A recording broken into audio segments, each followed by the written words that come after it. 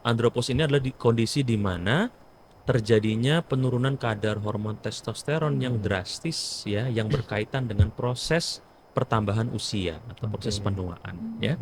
Kapan terjadinya seperti Mbak Eka bilang tadi ya, biasanya paling sering di usia 45 tahun ke atas. Nah, itu sudah mulai terjadi penurunan secara drastis dari hormon Testosteron. testosteron. Nah, tapi apakah andropause ini pasti terjadi pada semua pria? Ya, tidak juga Tidak ya. juga ya dokter Betul. ya. Ini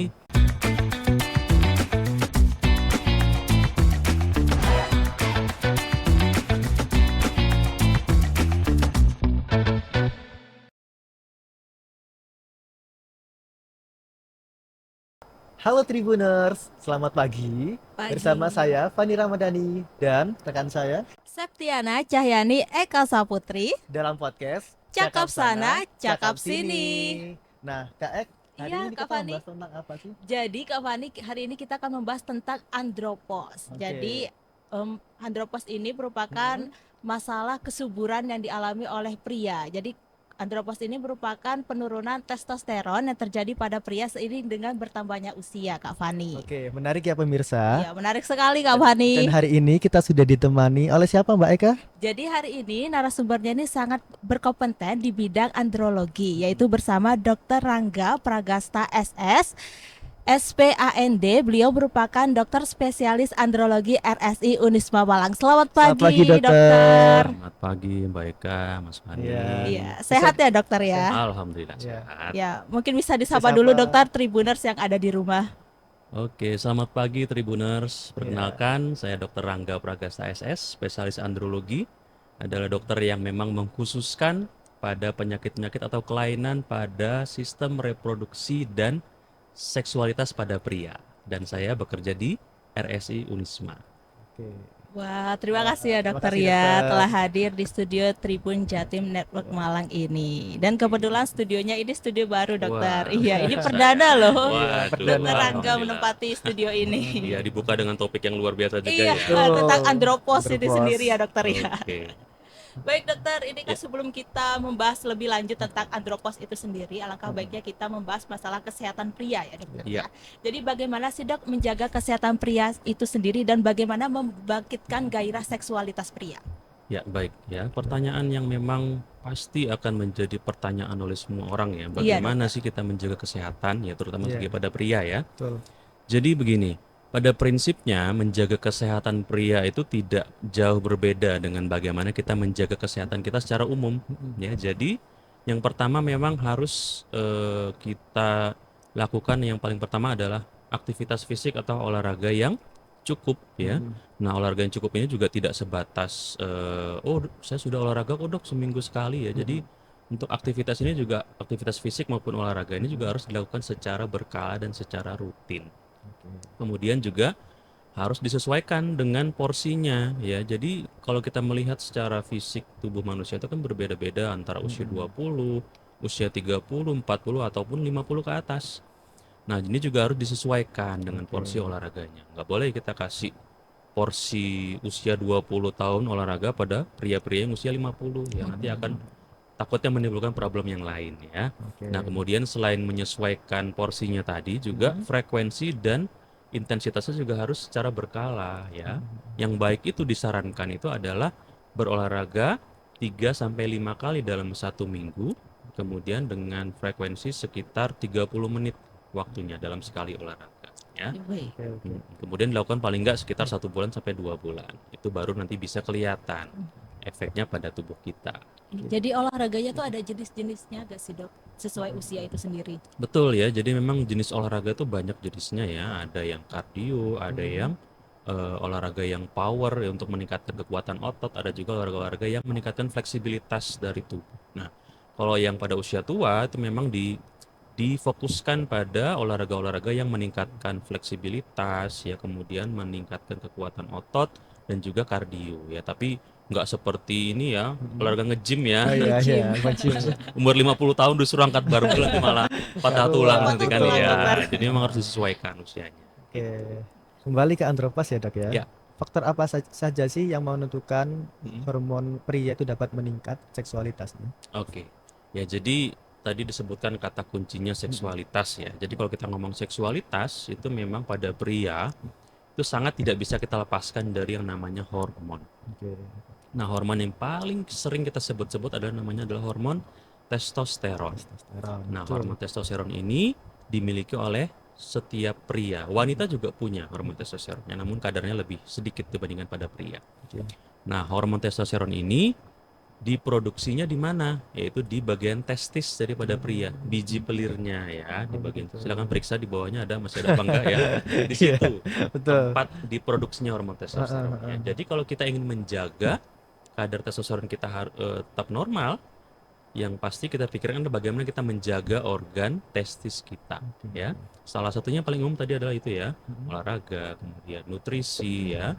Dan juga yang terakhir itu adalah menjaga supaya testis kita ini dalam kondisi yang optimal untuk memproduksi hormon testosteron. Bagaimana sih kondisi yang optimal itu? Ya pertama kita pastikan kesehatannya dia tidak terhindar dari trauma ya, bentur dan lain-lain itu juga bisa Oke. kemudian ada infeksi dan lain-lain itu juga bisa mempengaruhi. Bagaimana menjaganya ya? Yang paling gampang simpel mungkin kita jaga ini ya.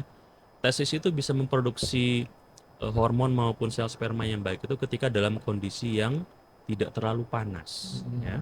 Suhu tubuh kita kan rata-rata sekitar 37 derajat ya, 36-37. Testis ini bisa optimal kerjanya itu sekitar 2 derajat di bawah suhu tubuh kita, sekitar 34 derajat. Nah, itu yang harus dijaga. Bagaimana caranya menjaga testis supaya suhu di situ ya tadi ya.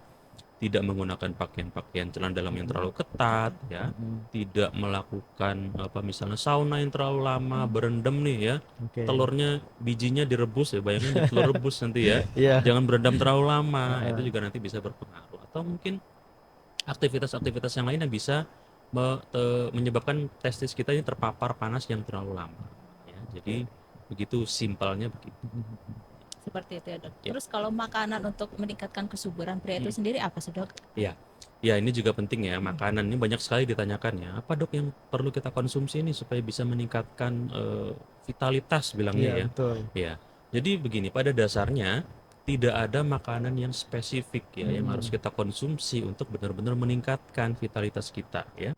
Pada dasarnya semua makanan yang bergizi seimbang, bergizi baik itu bermanfaat secara positif terhadap vitalitas pria ya. Seperti apa sih makanan yang baik itu? Mungkin dulu pernah dengar kita slogannya ya 4 sehat 5 sempurna mungkin betul. ya. Sempurna. Kalau sekarang mungkin sudah berganti ya Berganti. slogannya ya. Jadi gizi seimbang. Gizi Walaupun pada dasarnya mungkin prinsipnya nggak jauh-jauh beda ya.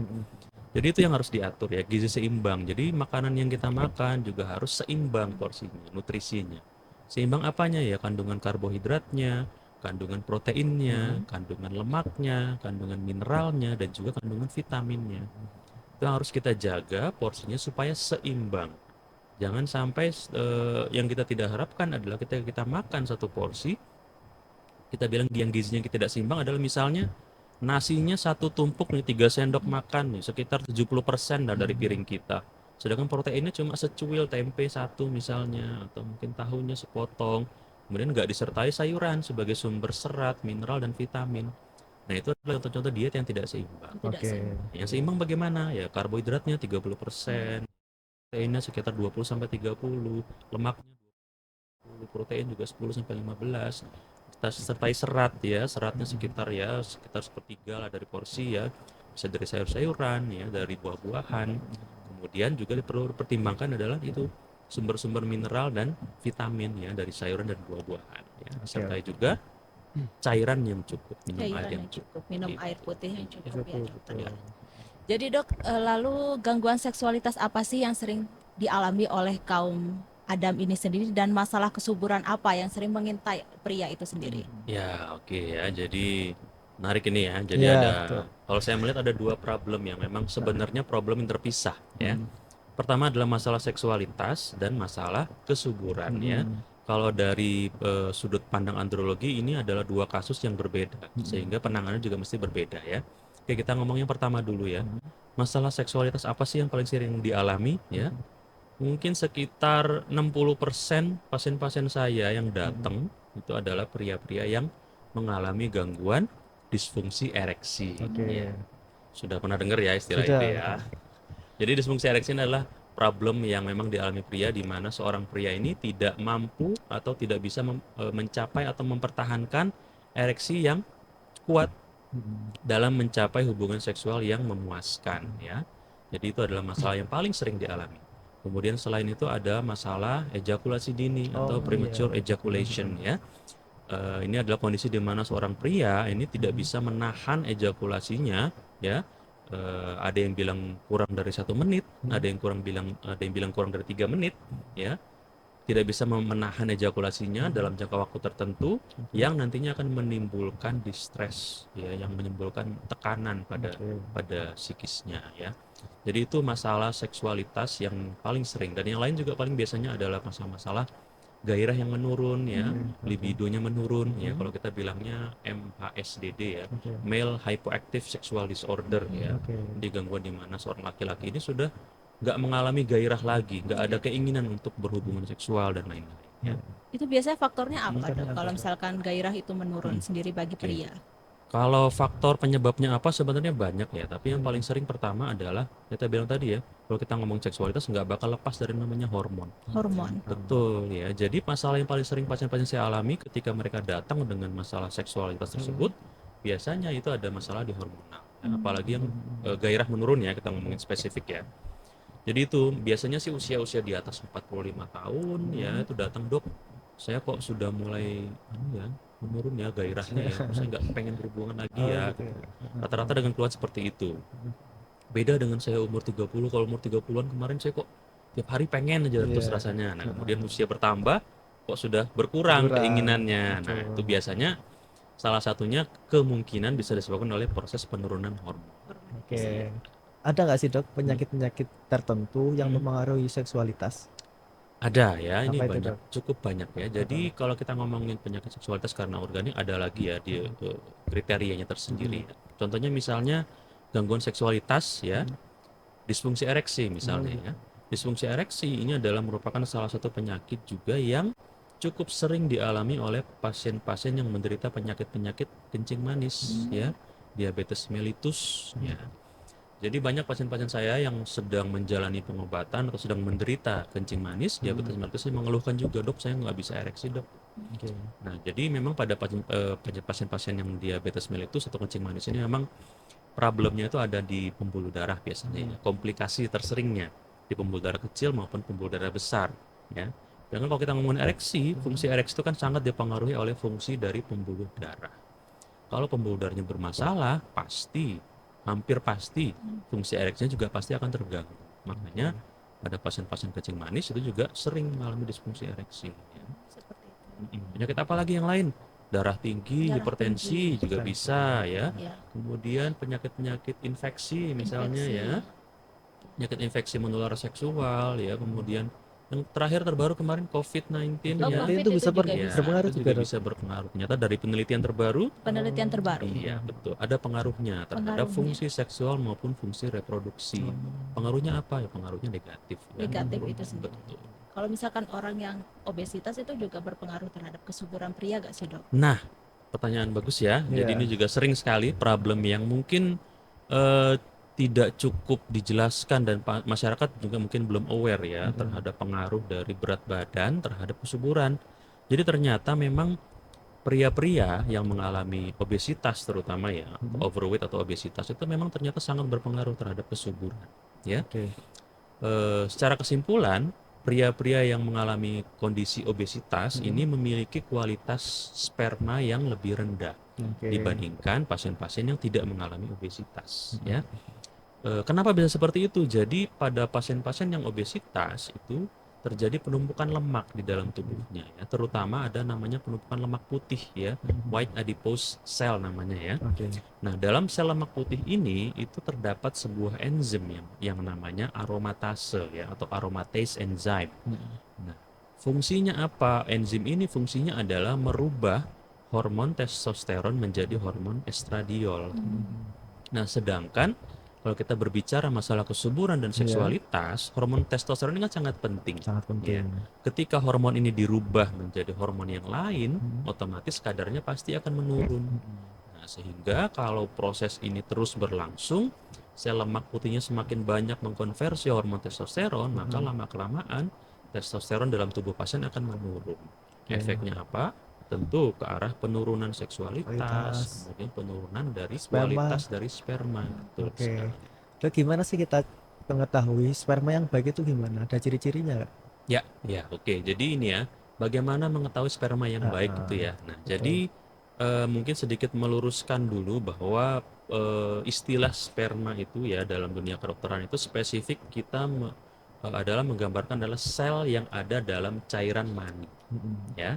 Jadi kalau kita ngomong sering, mungkin pada masyarakat sering ngomongnya sperma ya mungkin yang dimaksud itu adalah cairan mani. Oke, Nah, kalau dalam istilah kedokteran cairan mani itu kita sebutnya semen. semen. Cairan semen ya.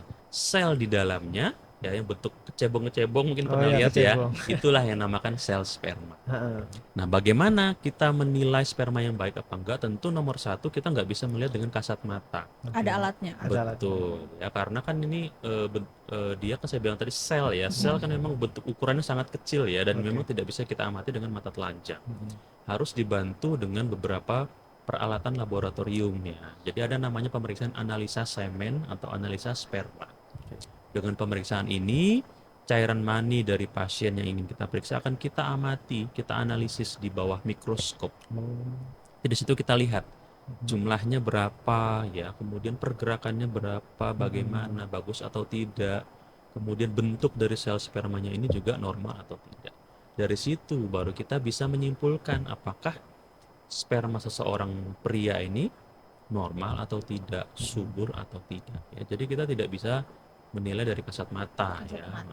Harus ada alatnya gitu ya, Dok. Betul, harus melalui pemeriksaan. Pemeriksaan. Tapi kalau misalkan spermanya itu ya encer ya, Dok ya. Ya. Itu apakah mempengaruh terhadap kesuburan pria itu sendiri? Ya, oke, ini juga salah satu pertanyaan yang paling sering ditanyakan Iya, ya. betul. Ya. Jadi gini, sperma encer ya itu bukan tolak ukur utama ya bagi kita sebagai klinisi untuk menilai seseorang itu subur atau tidak. Kan saya bilang tadi, kita bisa menilai seseorang yang subur atau tidak itu dari pemeriksaan analisa sperma. Kita lihat cairan maninya ini di bawah mikroskop, ada nggak sel spermanya ya. Nah, perkara encer atau tidak ini tidak berkaitan ya dengan jumlah sel sperma yang ada dalam cairan mani. Cairan mani yang encer belum tentu tidak ada sel sperma di dalamnya ya. Bisa jadi sel sperma cairan mani yang encer ini juga bisa jadi mengandung sel sperma yang banyak, sehingga kita bisa bilang ya berarti pria ini subur.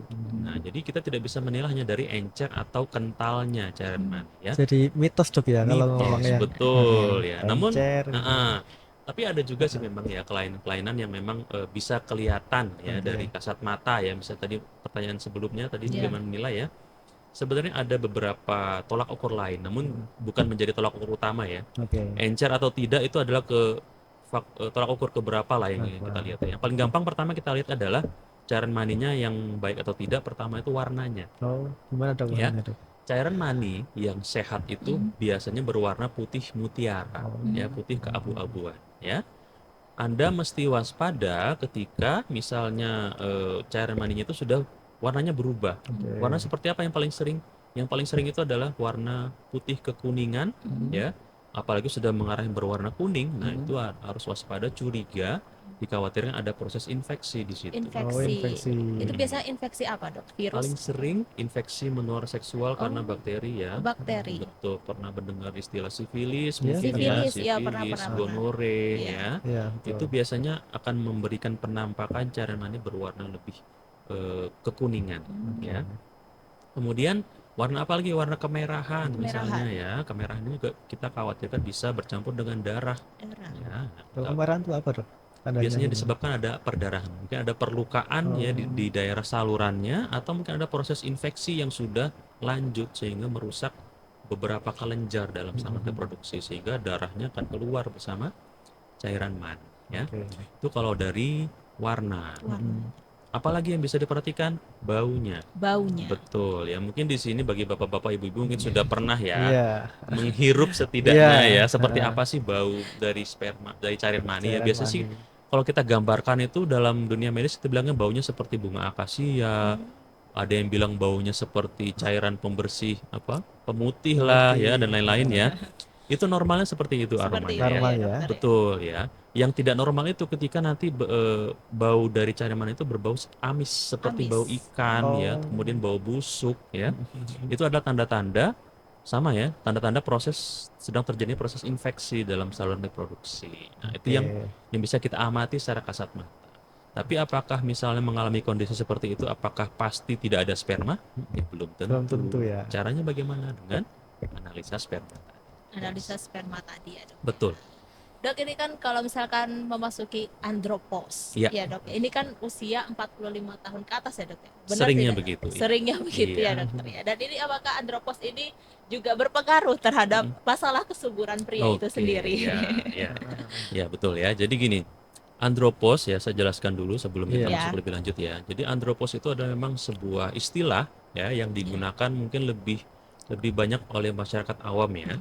Andropos karena mungkin lebih padu padan dengan kata-kata menopause yang mungkin lebih sering didengar dengan masyarakat ya.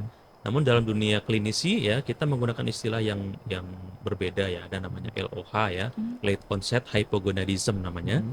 Ini juga sebenarnya ya kurang lebih sama dengan istilah andropos ya. Jadi andropos ini adalah kondisi di mana terjadinya penurunan kadar hormon testosteron yang drastis ya, yang berkaitan dengan proses pertambahan usia atau proses penuaan ya. Kapan terjadinya seperti Mbak Eka bilang tadi ya, biasanya paling sering di usia 45 tahun ke atas. Nah, itu sudah mulai terjadi penurunan secara drastis dari hormon testosteron. Ya, tapi apakah andropos ini pasti terjadi pada semua pria? Ya, tidak juga. Tidak ya. juga ya, dokter, Betul. ya. Ini bedanya ya dengan Iya. menopause ya. Menopause. Kalau menopause pada wanita Iya. ya itu hampir pasti terjadi pada seluruh wanita ya. Sedangkan pada pria yang padu padannya adalah andropos ini ternyata tidak pasti terjadi pada setiap pria. Tidak. Tidak terjadi dok ya. Betul, Setiap tidak pria. pasti terjadi. Oke. Tapi semua pria punya potensi atau Oke. punya resiko untuk mengalami kondisi yang namanya Andropos. Andropos itu sendiri ya. Oke, kalau boleh tahu untuk penyebab andropos itu apa sih dok? Penyebabnya ya tadi ya, karena saya bilang tadi andropos itu definisinya adalah penurunan kadar hormon testosteron yang disebabkan oleh proses penuaan.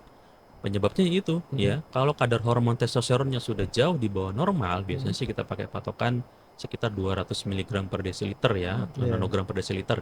Jika di bawah itu, kemudian disertai berbagai gejala dan tanda, ya itu baru nanti kita bilangnya ini sudah mengalami andropos. Andropos. Terus Iya. tanda-tandanya itu apa dok? Ya, jadi tanda-tanda andropos ya mungkin ini juga mudah dikenali ya, karena pada dasarnya prinsipnya juga nggak jauh beda dengan menopause ya. Oke. Kalau orang menopause mungkin apa Mbak Eka gejala yang paling sering mungkin? Pernah lihat nggak orang yang Itu menopause? mensnya udah nggak mens Mensnya lagi. sudah nggak Iya, berhenti iya, ya, nggak sudah keluar darah berhenti. lagi. Terus apa lagi? Ada lagi nggak? Yang paling sering mungkin? Usia Usia, 60 betul. tahun ke atas ya dokter ya. Mm-mm. Iya. Pernah dengar nggak kalau sudah menopause kok gampang marah sih gitu? Oh iya, iya, iya, iya, dokter iya. ya. Gimana tuh, Dok? dokter. Jadi pada laki-laki Iya. juga sama ya. Ada juga gejala seperti itu. Ada mood swing namanya. Mood swing. Iya, Betul, kadang-kadang pagi Baik. orangnya happy, malam kok tiba-tiba jadi pemarah Heeh. ya. Itu juga bisa dialami oleh pria-pria yang mengalami andropos ya, karena hormon testosteron nggak semata-mata mengendalikan fungsi seksual, tapi fungsi emosional, fungsi kognitif, fungsi fisik juga dikendalikan oleh hormon testosteron ya. Oke. Itu yang gampang dikenali. Contoh lainnya apa? Yang paling signifikan gejala yang paling sering muncul ya. Yang pertama adalah disfungsi ereksi. Ya, jadi kalau bapak-bapak usia 40-an, 45 tahun datang ke keluhan, dok, ereksi saya udah nggak kuat, ya berarti satu sudah mulai curiga bahwa pasien ini mungkin mengalami kondisi andropos. Ya. Itu gejalanya ya, disfungsi ereksi. Gejalanya apalagi yang lain? Yang paling sering gampang kelihatan mudah lelah, Udah ya, lelah. gampang capek, bawaannya mager, ya, pengen tidur-tiduran terus, Oke. kemudian habis makan itu mau langsung rebahan. Oh. Nah, ya, terus apalagi masa ototnya berkurang ya, dulu mungkin six pack ototnya ya, otot bisepsnya besar, ini sudah mulai mengkerut ototnya, ya. Itu juga dialami oleh pasien-pasien andropos. Terus apalagi penumpukan lemak Oh, di mana? Di di perut. perut. Wah, Perut saya juga buncit. nih. Nah, harus waspada ya. Jadi bapak-bapak habis menonton ini monggo silakan langsung diukur lingkar perutnya ya. Lingkar perut di atas 90 cm pada pria itu harus sudah waspada ya. Oke. Mungkin akan beresiko mengalami penurunan kadar hormon testosteron ya. Selain itu ya tadi ya nggak konsentrasi juga misalnya, nggak fokus nih laki-laki juga bisa Mungkin disebabkan oleh penurunan kadar hormon testosteron. Ya. Kalau cara mengatasinya gimana, Dok? Cara mengatasi, Nah. oke ya. Jadi pertama, kalau kita ngomongin cara mengatasi Ah, andropause, ya, ini kan kondisi di mana penurunan kadar hormon testosteron yang dipengaruhi usia. Iya. Otomatis kalau kita ngomongin usia, usia ini nggak bisa dilawan, ya. Tua ini nggak bisa diputar balik. Ya. Proses penuaan ini tidak bisa kita cegah. Yang bisa kita lakukan adalah memperlambat prosesnya, kemudian mencegah agar proses tadi tidak menimbulkan kelainan yang negatif terhadap tubuh kita. Bagaimana caranya ya tadi akan kembali lagi ke pertanyaan paling awal tadi ya, bagaimana menjaga kesehatan seorang pria Iya ya dokter. dengan aktivitas fisik yang rutin ya karena hormon testosteron ini sangat dipengaruhi oleh olahraga ya. Oh. Semakin banyak kita berolahraga, semakin banyak otot-otot yang kita gunakan dalam beraktivitas, maka ada istilahnya reseptor ya kita bilangnya. Reseptor. Reseptor testosteron juga akan semakin banyak. Hmm. Sehingga kalau reseptornya sudah banyak, otomatis otak nanti akan mensuplai hormon testosteron lebih banyak. Oke. Otak akan mensuplai hormon-hormon lain ya seperti FSH, LH yang digunakan untuk produksi testosteron lagi secara alami oleh testis kita ya. Sehingga nanti diharapkan jika kita sudah olahraga dengan aktif, kadar hormon testosteron kita pada saat kita menua turunnya tuh nggak terlalu drastis lah Oke. ya, turunnya sedikit-sedikit gitu. Ada rekomendasi olahraga nggak, Dok, untuk meningkatkan testosteron tadi? Oke ya, untuk Pak ya rekomendasi olahraga. Oke, Oke. jadi pada dasarnya nggak ada nggak ada patokan khusus ya. Oke. Intinya jangan sampai olahraga yang terlalu berat ya.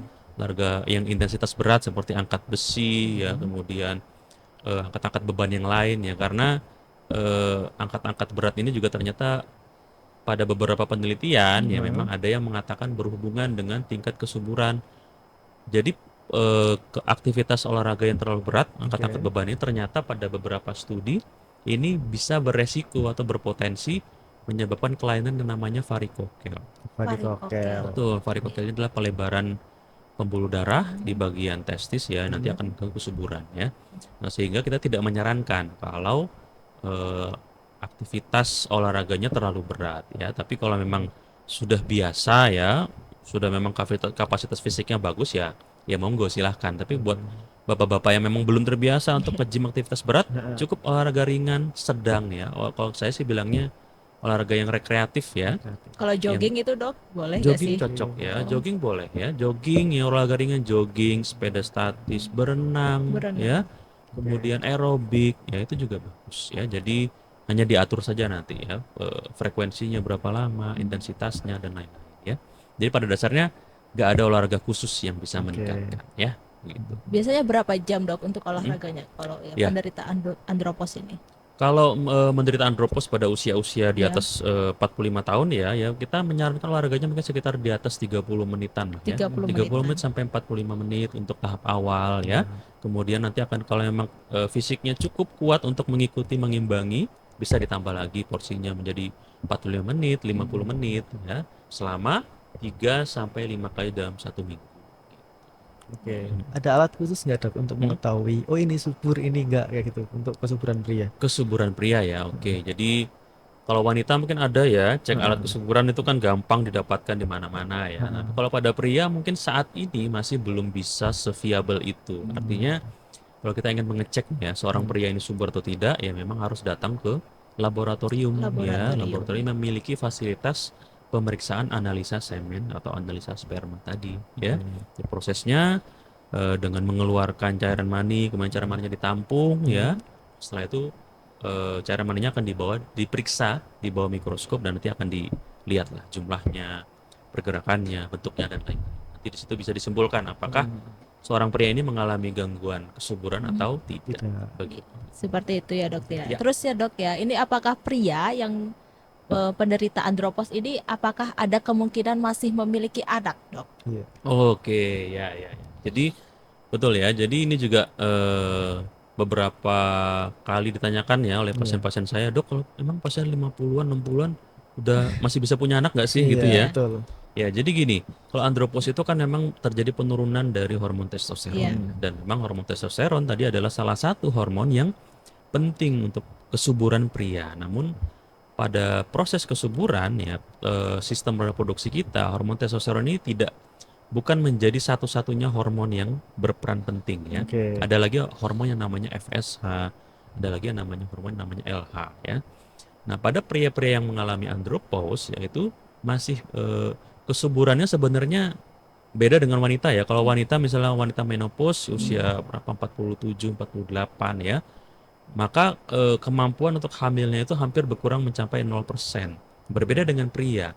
Kalau pria walaupun dia mengalami andropause sebenarnya masih bisa untuk menghamili pasangannya. Kalau pasangannya belum menopause ya, Iya. masih bisa. Namun memang pada beberapa pria yang mengalami andropause mungkin akan terjadi penurunan dari kualitas spermanya. Ya, bisa mungkin jumlahnya yang berkurang atau pergerakannya yang berkurang, atau mungkin yang paling sering adalah ini, jadi sperma-sperma yang dibawa oleh pasien-pasien yang memang sudah usia lanjut ya 50-an ke atas itu memang ternyata cenderung DNA yang dibawa oleh spermanya ini memang cenderung tidak baik, sehingga bisa mengganggu proses pembuahan. Nanti mungkin embrionya mungkin mengalami keguguran bisa jadi, atau mungkin jika berhasil tumbuh ya janinnya mungkin nanti ada potensi, ada resiko untuk terjadi beberapa kelainan kongenital, kelainan bawaan ya. Jadi walaupun masih bisa menghamili, tapi kualitasnya tidak akan sebaik masa-masa sebelum andropause. Begitu. Pas begitu ya dokter ya. Oke dokter, baik, terima kasih. Terima kasih, dokter. Atas Sama-sama. waktu dan kesempatannya telah hadir di podcast Cakap Sana Cakap Sini episode kesehatan andropause ya dokter ya. Terima kasih ya dokter ya, semoga sehat selalu. Sama-sama Mbak Eka, terima kasih juga Mas Mani sudah diundang ke Tribun. Iya. Semoga ada kesempatan ketemu bahas topik-topik yang lain ya. Iya, amin amin dokter. Dan mohon maaf apabila ada kesalahan kata dan pengucapan tadi ya dokter ya. Sama-sama. Ya. Oke, baik Tribuners, sampai di sini dulu perjumpaan saya kali ini. Saya Septiana Cahyani Eka Saputri dan rekan saya Fani Ramadhani. serta Dr. Rangga Pragasta SS SPAND, dokter spesialis andrologi RSI Unisma Malang, pamit undur diri dan sampai jumpa. Kembali lagi dalam podcast Cakap Sana, Cakap Sini episode berikutnya. Dadah. Assalamualaikum warahmatullahi wabarakatuh.